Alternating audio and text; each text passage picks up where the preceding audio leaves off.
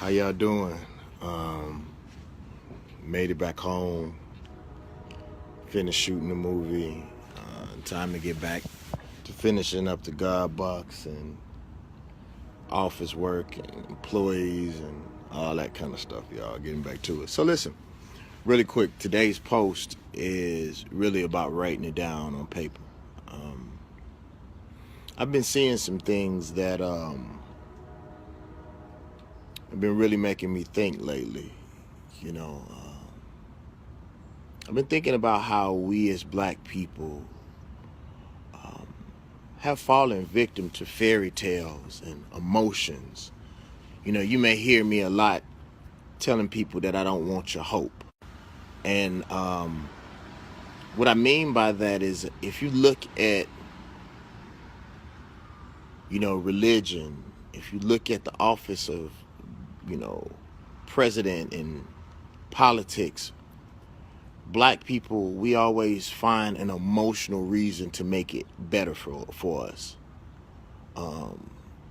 Look up the term when you get an opportunity to look up cognitive dissonance. And I listen to people talk about the office of president and how great it is and has been and how emotional it's been and hope this and images and how good it looks as a black person. And I always ask people, well, from a political standpoint, what did we get out of it? Well, no, I didn't ask you that. I asked you to tell me, what did we get out of it? Other specialized groups of people can tell you exactly what they got out of it.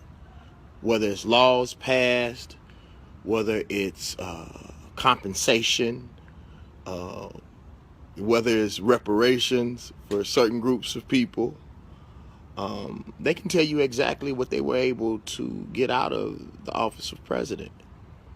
So the thing that I'm starting to ask people is, how that work for you? I also ask people, when we deal with religion, what did white Christians get out of Christianity? You can write that down on a sheet of paper, whether it's land, whether it's the control of people, whatever it may end up being. Ask Arabs, what did they get out of being Muslim? They can tell you that. When you turn around and ask black people, it's emotion, it's later on, it's heaven, it's hope. It's all of these different things, and I want different for my people. I want something that you can write down on a sheet of paper. I don't want to wait for our heaven later. And I just believe if we keep hoping and believing and wishing, we're going to be just like we are right now, in this fairy tale state. And that bothers me. I, I don't see a reason to be sad.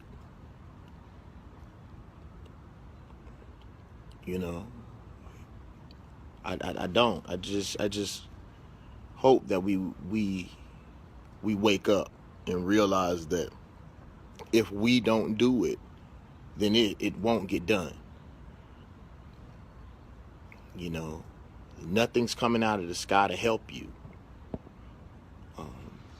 No imaginary president is going to come and save you that comes from out of that system. They're not coming. If we don't do it together as a people, as individuals, no one is going to help you. And that's harsh, but it's the truth. I really can't write down on a sheet of paper what people in the streets was able to get out of this presidency. I can't tell you what black kids in Chicago got out of this presidency. And I don't mean it to rain on anybody's party. I can't tell you what poor people in Mississippi were able to get out this presidency. And I get tired of so many people saying it's good to see a positive black man. I don't know if positive is what I want my children to see. I want to see a black man who stands up for his people, that fights for his people. You know, I want to see a strong black man who fights for us is what I want to see. The other thing is that I want to talk about our heroes. You know, it's funny, and I don't think a lot of people see this, is that our heroes, I'll use me as an example. And I think I may have told this story before. My album that people, you know, rave about, Mississippi the Album, my first worldwide album. It was the album that came out on Universal Records was the same records that I was gonna sell on the street. Like literally, the only thing that they changed, they took a sample off of it, 2 samples off of it. It was the same exact album and they changed the cover.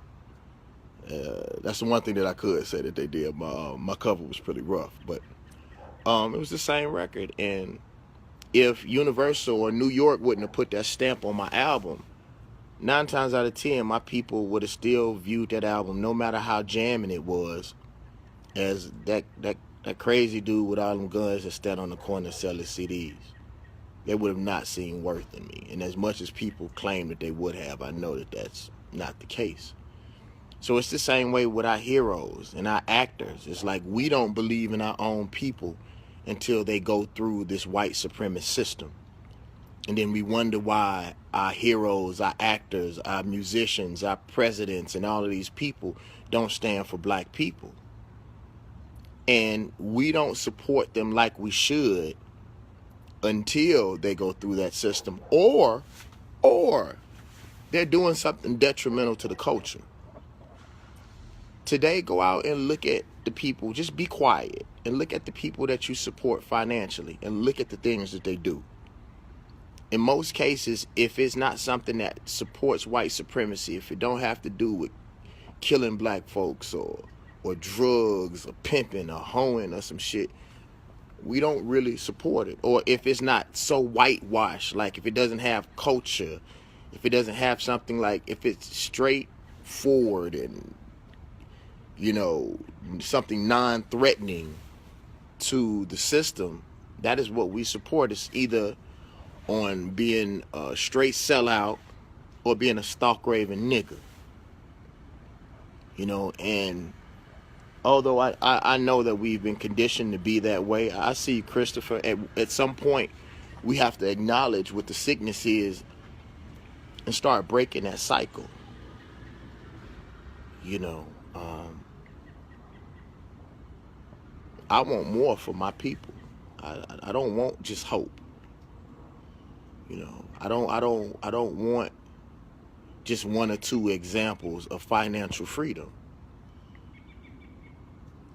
And the only other sad part about it is that we as black people as a whole in America, I believe, we don't have any rules. We don't really have culture in the sense of what we believe in and what we stand for. No ethics and no morals. So sometimes we connect God's blessings with financial gains, when the truth is white supremacy can just give you money if you support the system.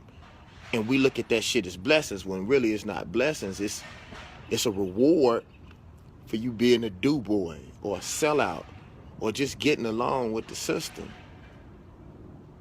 You know, I these are just my personal views, and in no way, again, I tell you all, do I think I'm perfect and that I don't fall victim to the same thing at times, but I just want us to want more for each other.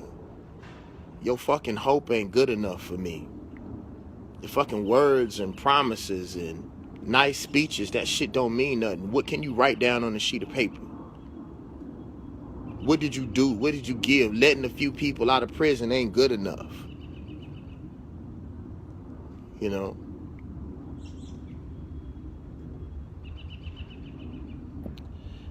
Y'all have a good day.